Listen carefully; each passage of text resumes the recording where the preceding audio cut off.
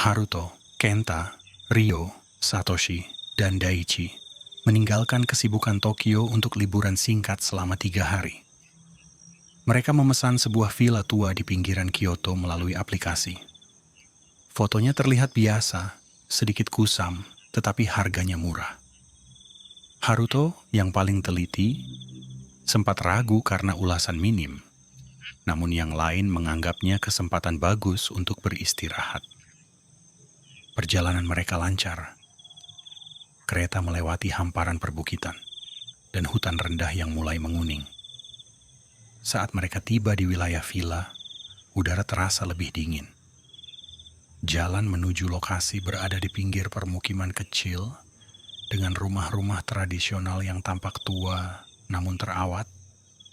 Beberapa orang tua lokal duduk di bangku depan rumah, menatap mereka sekilas, lalu kembali menunduk.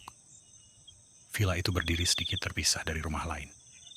Bangunannya 2 lantai, catnya memudar, dan halamannya dipenuhi dedaunan kering. Begitu mereka masuk, aroma kayu lembab langsung terasa. Tempatnya lebih tua dari foto, tapi masih oke, kata Kenta sambil menyalakan lampu ruang tengah. Lampu menyala, namun redup. Cahaya kuningnya membuat lantai kayu tampak lebih kusam. Satoshi membuka jendela. Pemandangannya lumayan. Ada hutan kecil di belakang. Daichi tertawa. Kalau malam gelap sekali pasti. Ia tidak berniat menakut-nakuti, hanya berusaha mencairkan suasana. Mereka menaruh tas di kamar masing-masing. Haruto memilih kamar di lantai 2. Kamarnya kecil dan menghadap ke halaman belakang. Saat masuk, ia mendapati futon sudah terhampar rapi. Ia mencoba jendela, namun sulit dibuka seolah macet. Sementara itu, di lantai bawah, Kenta memeriksa dapur. Ada ketel air, tapi kulkasnya hampir kosong. Nanti kita beli makanan di minimarket. Hari pertama berjalan biasa. Mereka berjalan-jalan di sekitar permukiman dan kembali saat matahari mulai turun. Malam tiba dengan cepat, dan udara menjadi jauh lebih dingin daripada di kota. Saat mereka berkumpul di ruang tengah, Ryo menyalakan pemanas ruangan. Kayaknya rumahnya terlalu tua, insulasinya buruk, gumamnya. Satoshi mengangguk. Tadi aku dengar suara dari atas. Padahal semua kamar kosong. Suara langkah mungkin, namun ia mengatakannya sambil tertawa kecil, tidak ingin membuat suasana canggung. Haruto yang baru turun dari atas menghentikan langkahnya. Langkah? Aku tadi nggak dengar apa-apa. Mungkin cuman angin, ujar Daichi. Mereka tidak memikirkan hal itu lebih jauh. Namun menjelang tengah malam, gangguan pertama muncul. Haruto terbangun karena suara berisik halus. Ia membuka mata dan mendengar seperti suara seseorang menarik futon perlahan. Ia menegakkan tubuhnya. Futonnya tetap pada tempatnya. Suaranya berasal dari lorong. Ia membuka pintu kamar. Lorong lantai 2 gelap kecuali cahaya samar dari lampu lantai bawah. Suara itu berhenti. Haruto mendengarkan lebih saksama. Hanya keheningan. Saat ia hendak kembali masuk, ia melihat sesuatu dari sudut matanya. Pintu kamar kosong di ujung lorong perlahan tertutup sendiri. Tidak cepat, tetapi pelan. Seolah ada seseorang yang mendorongnya dengan sangat hati-hati. Haruto menelan ludah. Ia memaksa dirinya berpikir logis. Angin, bisiknya. Meskipun jendelanya macet, ia kembali ke kamar dan mencoba tidur meski sulit. Keesokan paginya, saat sarapan, Satoshi berkata, "Tadi malam aku dengar suara seseorang jalan di luar kamar. Kupikir Kenta ke toilet." Kenta menggeleng. "Aku nggak keluar sama sekali." Ryo menambahkan, Aku juga dengar suara di atap. Kayak seseorang menyeret sesuatu. Daichi yang biasanya paling tenang terlihat sedikit gelisah. Rumah tua biasanya banyak suara. Jangan kepikiran aneh-aneh. Namun suasana mereka berubah.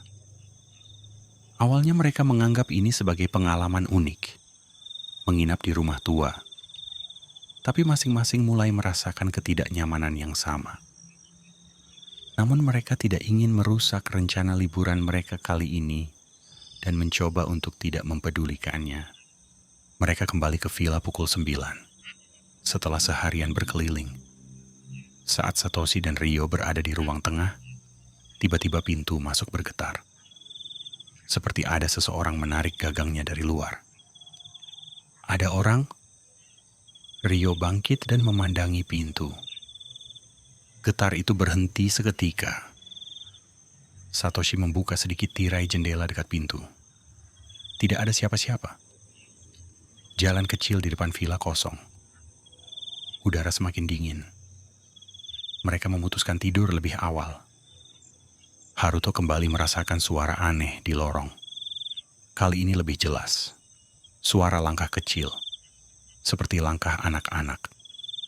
Teratur, pelan, dan berhenti tepat di depan pintu kamarnya.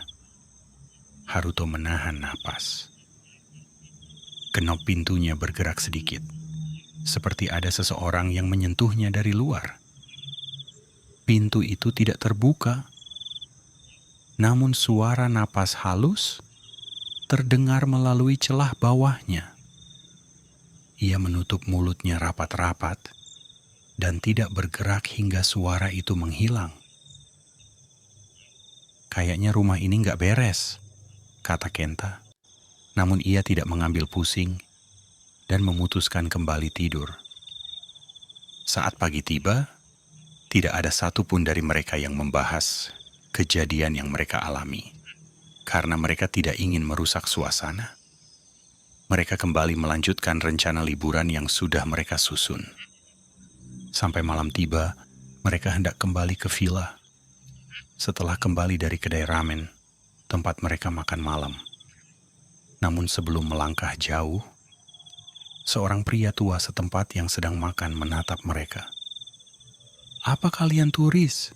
Di mana kalian menginap?" tanyanya pelan. Haruto mengangguk. "Benar, kami menginap di sebuah villa yang tak jauh dari sini." Pria itu tidak menjawab. Ia menarik napas panjang, lalu pergi tanpa sepatah kata. Rasa tidak nyaman semakin kuat. Mereka kembali ke villa tanpa banyak bicara.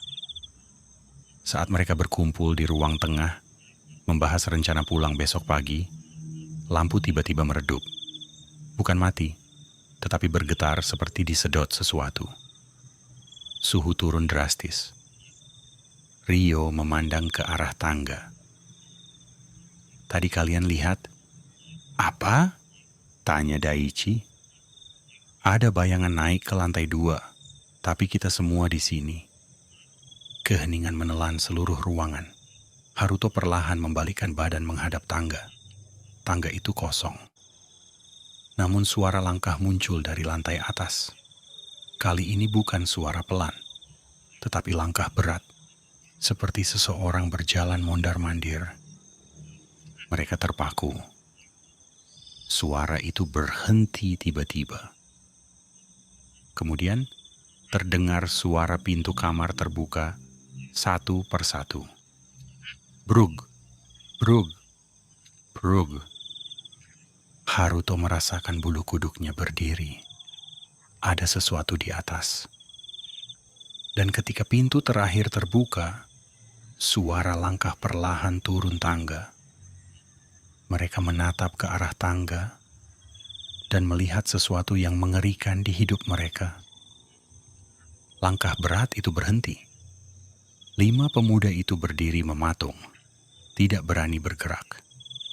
Suara napas halus bukan milik salah satu dari mereka. muncul dari arah gelap di atas. Dalam sekejap, lampu villa meredup hingga hanya menyisakan kilau kuning pucat. Bayangan di dinding bergetar seolah ada sesuatu berjalan di baliknya. Rio berbisik, nafasnya tercekat. Kita harus keluar. Sekarang, tidak ada yang membantah. Insting mereka berteriak untuk pergi. Namun baru selangkah mereka bergerak, sesuatu bergerak dengan kecepatan yang tidak manusiawi. Langkah kecil, cepat, dan menyeret, seperti kaki anak kecil yang dipaksa bergerak. Haruto menoleh sekilas. Sosok itu kini terlihat lebih jelas. Tubuh kecil, rambut panjang kusut menutupi wajah, dan kedua tangan menggantung tidak wajar. Kepalanya terputar sedikit ke kanan, seperti patah. Sosok itu berdiri di belakang mereka. Kepalanya terangkat perlahan, menampakkan mata hitam kelam, kosong dan basah. Daichi yang pertama menyadari kehadiran anak itu mundur, terpeleset dan jatuh. Astaga, jangan mendekat. Sosok itu mengeluarkan suara lirih seperti seseorang yang mencoba bicara namun tenggorokannya penuh air.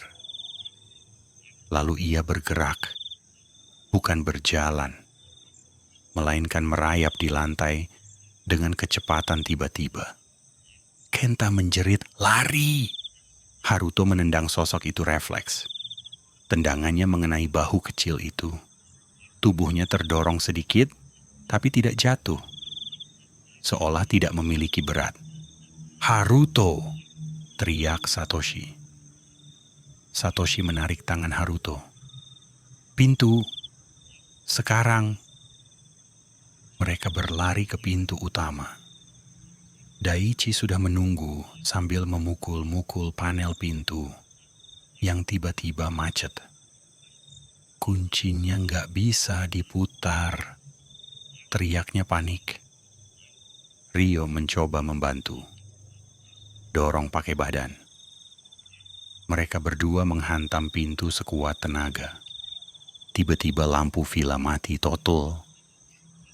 Dalam gelap gulita itu, suara napas terdengar. Di tengah mereka, napas kecil terputus-putus. Haruto merasakan sesuatu menyentuh bahunya dari belakang. Tangan kecil dan dingin. Ia menjerit dan menepis keras. "Jangan sentuh aku!" Pintu akhirnya terbuka setelah Rio menghantamnya terakhir kali. Mereka berhamburan keluar. Namun di teras, Kenta tersandung dan jatuh. Kakinya seperti ditarik sesuatu dari dalam villa. "Kenta!" Satoshi meraih tubuhnya, menarik sekuat tenaga. Tangan pucat kecil terlihat memegang pergelangan kaki Kenta. Muncul dari celah pintu yang masih terbuka. Tangan itu kuat, mencengkeram dalam. Rio menendang tangan itu. Tangan itu terlepas, namun meninggalkan bekas memar biru, kehitaman di kaki Kenta. Mereka tidak menunggu lebih lama. Kelima pemuda itu berlari ke arah permukiman. Nafas mereka tersengal-sengal, kaki mereka gemetar. Namun teror belum selesai. Dari arah villa, suara langkah kecil mengikuti mereka, cepat, tidak lelah, dan semakin mendekat. Haruto menoleh sekali. Sosok itu merayap di jalan gelap. Tubuhnya miring, kepalanya terhuyung. Namun kecepatannya tidak berkurang. "Jangan lihat. Lari saja," teriak Daichi. Mereka berlari sekuat tenaga. Angin malam menyayat kulit. Bekas luka di kaki Kenta semakin membiru dan ia mulai pincang. Satoshi memapahnya. "Bertahan sedikit lagi, kita hampir sampai rumah penduduk." Namun ketika rumah-rumah mulai terlihat, langkah itu mendadak berhenti. Hening. Tidak ada lagi suara mengejar mereka. Tapi Haruto tahu, sosok itu masih ada, mengawasi. Dari salah satu rumah pintu terbuka. Lelaki paruh baya yang mereka temui sebelumnya muncul dengan wajah cemas. "Masuk cepat, cepat!" Mereka masuk ke rumah itu tanpa pikir panjang. Lelaki itu menutup pintu rapat dan menggantung lonceng kecil di gagang pintu. Suara ting, ting, halus mengisi ruangan. "Duduk, napas kalian kacau sekali," katanya. Rio berkata sambil terengah, "Pak, villa itu ada sesuatu. Dia menyerang kami." Lelaki itu mengangguk pelan. Sudah 5 tahun villa itu ditinggal. Keluarga yang tinggal di sana meninggal dengan cara tidak wajar. Anak mereka ditemukan terakhir. Tidak ada yang tahu bagaimana ia bisa bertahan lebih lama dari yang lain. Orang-orang percaya rohnya tidak tenang. Daichi memegang lengannya yang tercakar. "Dia menyerang kami." Lelaki itu menatap luka itu dan wajahnya menegang. "Kalian beruntung masih hidup. Biasanya, yang tersentuh terlalu lama tidak bisa keluar." Genta menggigil. "Lalu sekarang bagaimana?" "Kalian aman di sini. Rumah ini dilindungi doa lama. Dan lonceng itu cukup untuk membuat roh seperti dia menjauh." Suara langkah kecil terdengar samar di luar. Tepat di depan rumah. Lonceng di pintu bergetar pelan. Semua orang menahan napas. Suara langkah itu berjalan mondar-mandir beberapa detik sebelum akhirnya hilang. Mereka menunggu beberapa menit hingga lelaki itu berkata, "Sekarang dia pergi. Untuk malam ini, kalian aman." 5 pemuda itu tidak tidur. Mereka terjaga sampai pagi, duduk di ruang tamu dengan tatapan kosong. Baru setelah matahari terbit, mereka bisa bernapas lega. Lelaki itu mengantar mereka ke stasiun terdekat. Saat berjalan menjauh, Haruto menoleh sekali ke arah jalan menuju villa. Mereka tidak berani untuk kembali mengambil barang-barang. Mereka tidak ingin kembali berhadapan dengan makhluk mengerikan itu lagi.